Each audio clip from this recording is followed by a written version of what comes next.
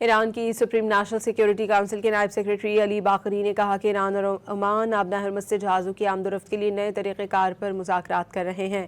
ایرانی میڈیا کے مطابق ماسکو میں بین الاقوامی سیکیورٹی فورم کے موقع پر گفتگو میں علی باقری کا کہنا تھا، ایران اور امریکہ کے درمیان آبنہ ہرمز کو کھولنے کے حوالے سے ابھی تک کوئی معاہدہ نہیں ہوا۔ انہوں نے واضح کیا کہ حالات تنازعات سے پہلے کے اصولوں سے نمایاں طور پر مختلف ہوں گے۔ جب تک تمام معاملات پر اتفاق نہ ہو جائے، کسی چیز پر اتفاق نہیں ہوگا۔ علی باقری نے باور کرایا کہ ایران کے افزودہ یورینیم پر امریکہ کے ساتھ مذاکرات نہیں ہوں گے۔ افزودہ یورینیم کا مسئلہ مذاکرات کے ایجنڈے میں شامل نہیں۔ ایران کی سپریم نیشنل سیکیورٹی کونسل کے نائب سیکریٹری علی باقری نے کہا کہ ایران اور عمان آبنہ ہرمز سے جہازوں کی آمد و رفت کے لیے نئے طریقہ کار پر مذاکرات کر رہے ہیں۔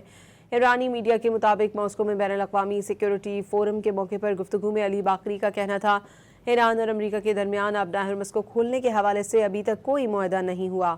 انہوں نے واضح کیا کہ حالات تنازعات سے پہلے کے اصولوں سے نمایاں طور پر مختلف ہوں گے۔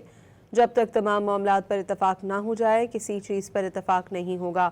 علی باقری نے باور کرایا کہ ایران کے افزودہ یورینیم پر امریکہ کے ساتھ مذاکرات نہیں ہوں گے۔ افزودہ یورینیم کا مسئلہ مذاکرات کے ایجنڈے میں شامل نہیں۔